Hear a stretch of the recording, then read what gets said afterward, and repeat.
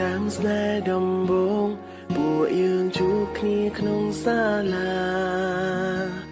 រួមស្រង់ជីវ៉ាព្រាមដូចបោកផាក្នុងថ្នាក់មនុស្សប្រុសជាច្រើនចាំអារំលើស្រងវលៀង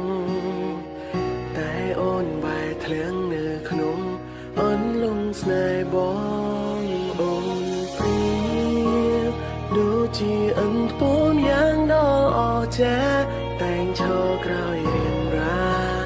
ឲ្យកម្លាំងចិនបង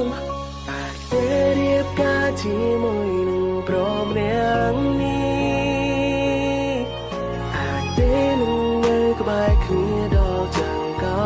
ខ្នងទោះជាមានរឿងអ្វីកើតឡើងក៏អូនកាន់ដៃបងហើយឆ្លងអមសានគ្រុំយ៉ាងពីពេលនេះតទៅ